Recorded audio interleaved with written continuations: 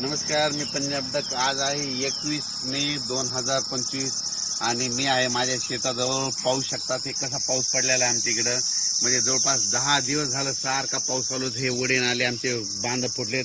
10 दिवसापासून आमच्या शेतामध्ये वापसा नाही आणि या ठिकाणून परत महाराष्ट्रातल्या शेतकऱ्यांना अंदाज देणार आहे.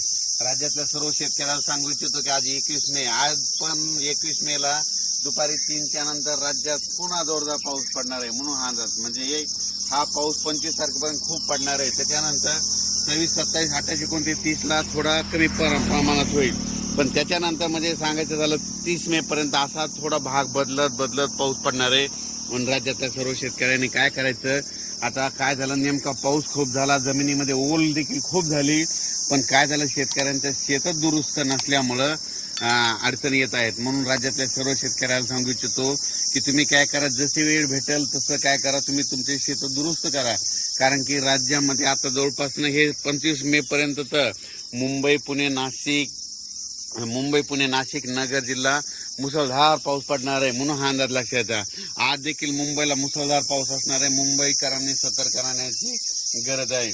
म्हणून हा अंदाज लक्षात द्या. आणि राज्यात मात्र दररोज 2-2 दिवस प्रत्येक ठिकाणी मुक्काम करत हा पाऊस संपूर्ण राज्यावर पडणार आहे. विदर्भात पडणार आहे, पूर्व विदर्भात पडणार आहे, मराठवाड्यात पडणार आहे, पश्चिम महाराष्ट्र, उत्तर महाराष्ट्र, दक्षिण महाराष्ट्र, कोल्हापूर इकडे सगळीकडेच पडणार आहे. म्हणून हा अंदाज लक्षात द्यायचा.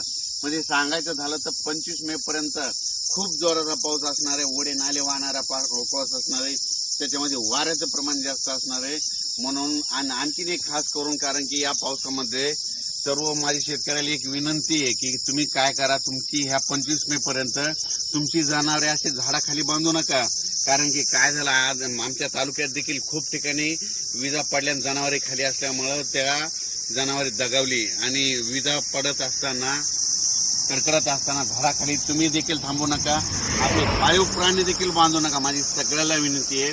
कारण की म्हणजे काय झालं, महाराष्ट्रभर बघितलं तर विजेमुळे खूप शेतकऱ्यांचं पशुधनाचं खूप नुकसान झालं. माझी परत विनंती की विजा कडकडत असताना झाडाखाली थांबू नका.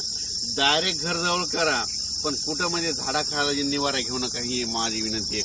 आणि राज्यातल्या सर्व शेतकऱ्याला सांगू इच्छितो की म्हणजे तुम्ही काय करा, 30 मे पर्यंत तुम्ही तुमचे कामं आटपून घ्या. त्याच्यानंतर काय होणार आहे, परत वातावरण तयार होणार आहे आणि यावर्षी लवकर पेरणी होण्याचा चान्स आहे. म्हणजे सांगायचं झालं तर जूनच्या दुसऱ्या आठवड्यात चांगली पेरणी लागल आणि कारण की तोपर्यंत 30 मे पर्यंत पाऊस असल्यामुळं हे शेत दुरुस्त होणार नाहीत. आणि तुम्हाला मग दुरुस्त करण्यासाठी 1, 2, 3 जूनला ऊन वाढणार आहे. 1, 2, 3च्या